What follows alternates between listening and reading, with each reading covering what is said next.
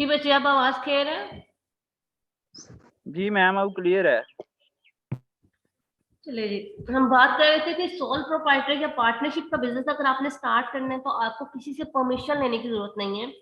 कोई लॉ नहीं है।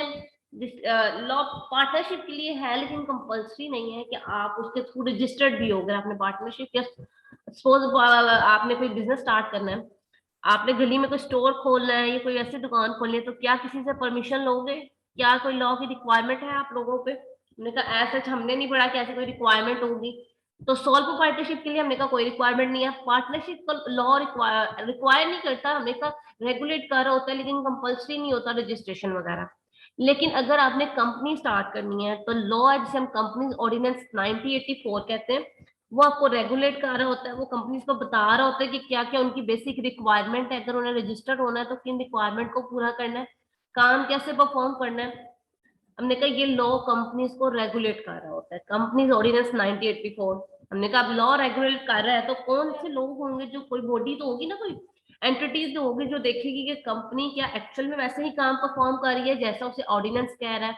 तो पाकिस्तान में security exchange commission of Pakistan, SCCP, नाम सुना मैं पहले? हमने कहा ये वो बॉडी है जो रेगुलेट करती है कंपनीज को, कंपनीज के अफेयर्स को देख रही होती है। जितनी भी कंपनी होती है हमने कहा वो रजिस्टर्ड होती है SCCP के साथ। SCCP उनको उनकी सबके रेगुलेशंस को, सबके अफेयर्स को देख रहा होता है। अच्छा, पाकिस्तान कंपनी क्लियर हो गया? कंपनी में तो कोई इशू नहीं। कंपनी क्या होती है, किस लॉ के तहत रजिस्टर्ड होती है, कौन सी बॉडी है जो इनको रेगुलेट कर रही होती है, इसमें किसी को कोई इशू? क्लियर है? जी मैम क्लियर है। अच्छा, हमने एक कॉन्सेप्ट पढ़ा था, सेपरेट एंटिटी कॉन्सेप्ट, याद है किसी को अकाउंटिंग में?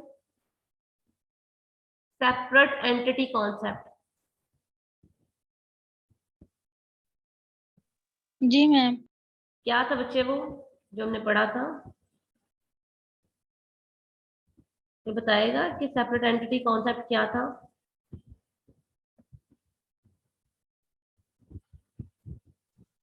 मैम जिससे सिर्फ बिजनेस को नुकसान होगा, ओनर या मैनेजर को नहीं होगा। सेपरेट एंटिटी कॉन्सेप्ट में ये पढ़ा था? कोई और? नो मैम, बिजनेस और ओनर को अलग-अलग ट्रीट करेंगे। ट्रीट करेंगे। अकाउंटिंग में हमने कहा था कि बिजनेस और ओनर क्या होते हैं, अलग होते हैं, बल्कि मैनेजमेंट टीम क्या अलग होती है। बिजनेस सेपरेट एंटिटी होगी, ओनर्स अलग होंगे। हम वही चीजें रिकॉर्ड करते हैं जो बिजनेस से रिलेट कर रही होती है, जो ओनर से रिलेट नहीं कर रही होती। अकाउंटिंग के टर्म में तीनों ही डिफरेंट होते हैं। हमने कहा था सोल प्रोप्राइटर में भी ओनर्स अलग होगा, पार्टनरशिप के बिजनेस में भी ओनर्स अलग होगा, बिजनेस सेपरेट होगा, और कंपनी में वैसा होगा। लॉ की नजर में ना सिर्फ कंपनी ऐसा वाहद बिजनेस है जहां पे हम कहते हैं कि ओनर्स अलग होते हैं और कंपनी अलग होती है। सोल प्रोप्राइटर और पार्टनरशिप में एज सच ओनर और बिजनेस को सेम ट्रीट किया जाता है, लेकिन अकाउंटिंग में तीनों को डिफरेंट मतलब डिफरेंट ट्रीट कर रहे होते हैं। तो कंपनी वो कॉन्सेप्ट के कंपनी से ओनर सेपरेट होंगे, बिजनेस सेपरेट होगा। सबसे ज्यादा अप्लाई कंपनी के व्याप होता है। इसमें हमने भी बात की कि ओनर्स बहुत ज्यादा होते हैं, शेयर होल्डर की तादाद बहुत ज्यादा होती है, तो वो लोगों को सेलेक्ट करते हैं जो बिजनेस को रन करते हैं। ऐसा शेयर होल्डर का बिजनेस के अफेयर से ताल्लुक नहीं होता है हमें, क्योंकि वो बिजनेस को मैनेज नहीं कर रहे होते, उन्होंने बिजनेस को मैनेज करने के लिए लोग रखे होते हैं जो बिजनेस के अफेयर्स को मैनेज कर रहे हैं, उन्हें कंट्रोल कर रहे हैं। उन लोगों को हम क्या कहते हैं? अभी थोड़ी देर पहले मैंने बताया कि जो उन्होंने लोग रखे हैं बिजनेस के अफेयर्स को मैनेज करेंगे, उन्हें हम क्या कहते हैं? डायरेक्टर्स। डायरेक्टर्स, जो बिजनेस के अफेयर्स को मैनेज करते हैं, उनके सारे मामला को देख रहे होते हैं। अच्छा, हमने कहा किसी भी कंपनी के ना डिफरेंट फीचर्स होते हैं, कैरेक्टरिस्टिक्स होती है कंपनी के डिफरेंट। सबसे पहली बात जो होती है कंपनी, हमने कहा ये वॉलंटरी एसोसिएशन होती है। लोग आपस में, लॉ आपको फोर्स नहीं कर रहा कि आपने कंपनी जरूरी बनानी है। लोगों की पर्सनल विल होती है जिसकी बेस पे वो डिसाइड करते हैं कि हम कोई कंपनी बनाते हैं, काम स्टार्ट करते हैं। तो हमने कहा सबसे पहले ये वॉलंटरी एसोसिएशन होती है। Second one separate legal entity होती है। अभी हमने बात कर रही थी कि ओनर्स अलग होते हैं, बिजनेस अलग होता है। ये भी सेपरेट एंटिटी कॉन्सेप्ट पढ़ा था ना, ये सेम वही है कि ओनर्स अलग होंगे, बिजनेस अलग होगा। कंपनी अपने नाम पे कोई चीज परचेज भी कर सकती है, सेल भी कर सकती है, किसी कॉन्ट्रैक्ट में एंटर हो सकती है, बैंक अकाउंट भी ओपन कर सकती है कंपनी के अपने नाम पे। और ये उस बैंक अकाउंट पे उसके मेंबर्स के ऐसा पार्टिसिपेशन नहीं होगी, वहां से कोई अमाउंट पे करनी है, कोई अमाउंट रिसीव करनी है, तो वो कंपनी खुद कर रही होगी, यानी अपने ओनर्स इसके फिर बिल्कुल सेपरेट होंगे। फिर हमने एक कॉन्सेप्ट पढ़ा था गोइंग कंसर्न कॉन्सेप्ट, याद है वो किसी को? जी मैम। क्या बच्चे इसमें पढ़ा था हम लोगों ने?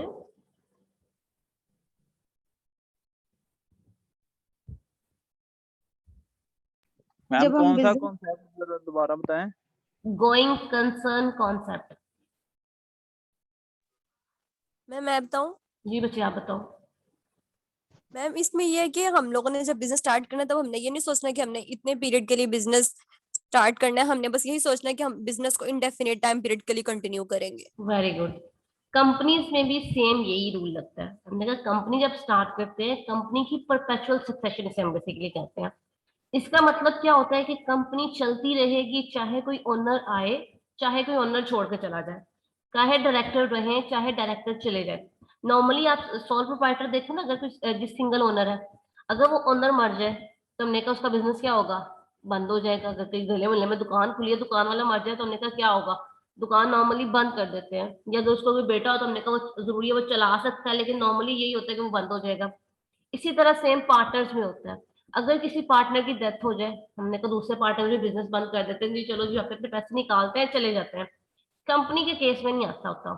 जब कंपनी के केस में अगर किसी मेंबर की डेथ हो जाए या कोई मेंबर छोड़ के चला जाए, ठीक है, कोई डायरेक्टर छोड़ के चला जाए, तो हम ये नहीं कहते कि जी हम कंपनी बंद कर देंगे। हमने कहा कंपनी चलती रहेगी, इनडेफिनेट पीरियड ऑफ टाइम के लिए चलती रहेगी। किसी शख्स के आने से, किसी के छोड़ के जाने से कंपनी खत्म नहीं होगी।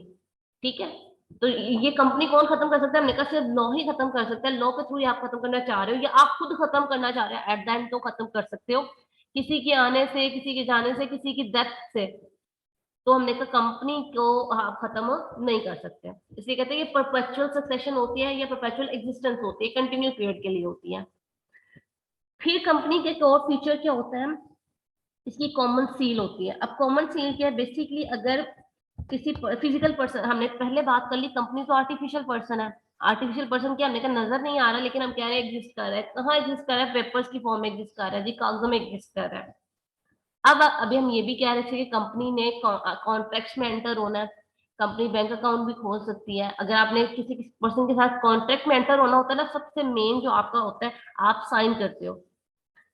ठीक है, आप अगर कोई फॉर्म फिल करके कॉलेज में एडमिशन लेते हो, कोई फॉर्म फिल करते हो, तो सबसे लास्ट आता है ना स्टूडेंट सिग्नेचर, आप वो सिग्नेचर करते हो तो ही वेरीफाई किया जाता है ये पर्टिकुलर पर्सन है जो इस कॉलेज में एडमिशन लिया है। या अगर आप आईडी कार्ड बनवाने जाओ तो आपके साइन मैच करते हैं कि नहीं करते? आपके साइन लेते हैं, थंब इम्प्रेशन लेते हैं।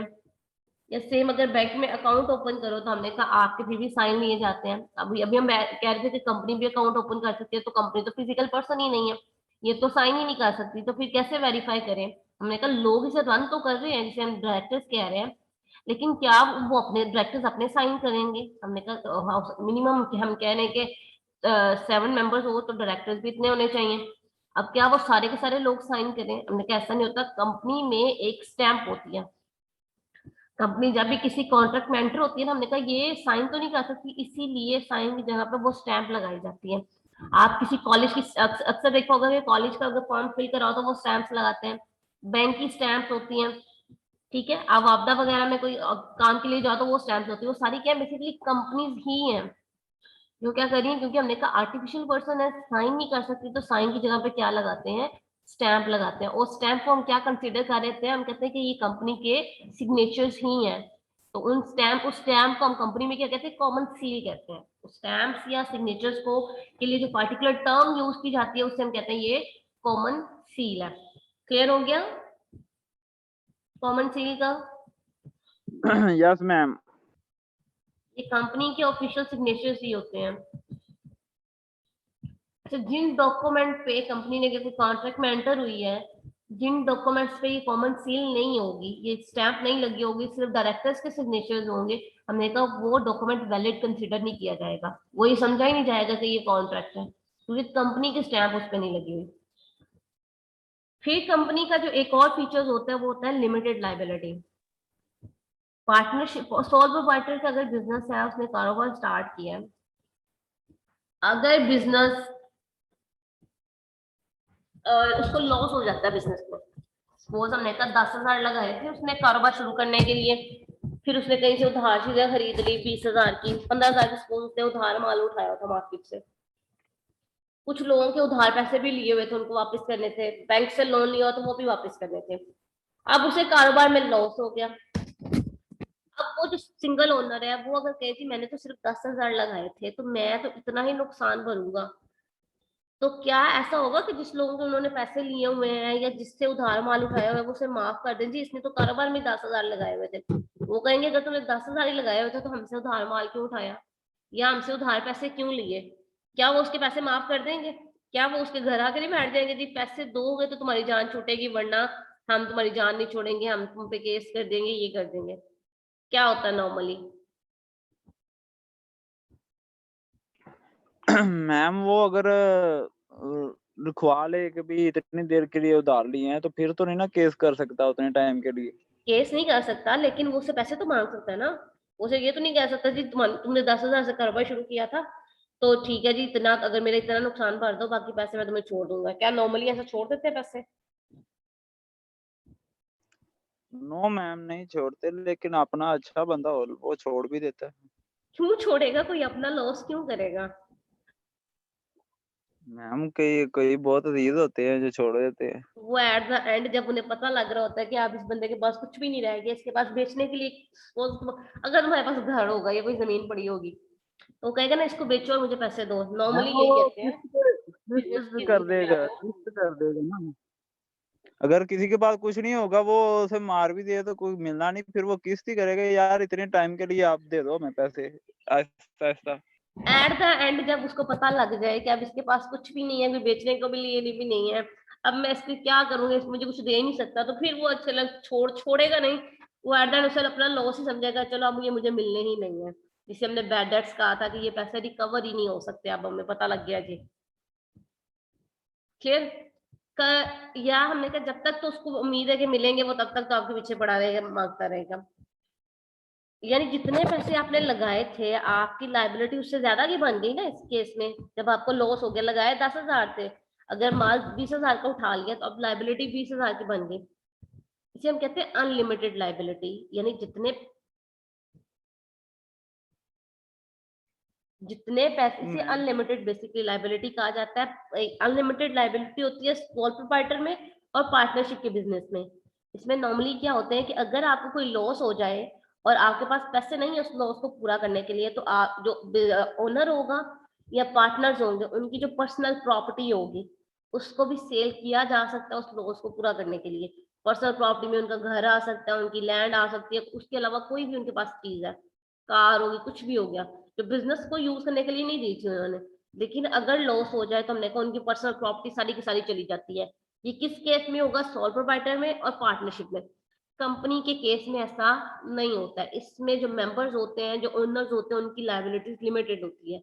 लिमिटेड कितनी होती है कि जितने पैसे उन्होंने इन्वेस्ट किए हैं कंपनी में, अगर लॉस होगा तो उतने ही पैसे देंगे, उससे ज्यादा पैसे तो वो जिम्मेदार नहीं होंगे। चाहे लॉस, अगर हमने कहा कि आपने शेयर खरीदे हैं 5,000 के, तो कंपनी को अगर नुकसान हो गया 10,00,000 तो आप सिर्फ 5,000 के लिए लायबल हो। कितने पैसे आपने लगा दिए थे, अब आप एक भी इजाफी पैसा नहीं दोगे। ये कंपनी का सबसे बड़ा बेनिफिट होता है कि इसमें जो लाइबिलिटीज होती है वो लिमिटेड होती है। यानी आपकी पर्सनल प्रॉपर्टी को कोई नुकसान नहीं पहुंचता अगर कंपनी के लॉस हो जाता है, ये कंपनी बंद होने की कंडीशन में आ जाती है, तो इसमें लाइबिलिटी लिमिटेड होती है। सोल प्रोप्राइटर और सिंगल पार्टनरशिप में लाइबिलिटी अनलिमिटेड होती है। क्लियर हो गया? इसमें कोई प्रॉब्लम लिमिटेड लाइबिलिटी और अनलिमिटेड लाइबिलिटी में?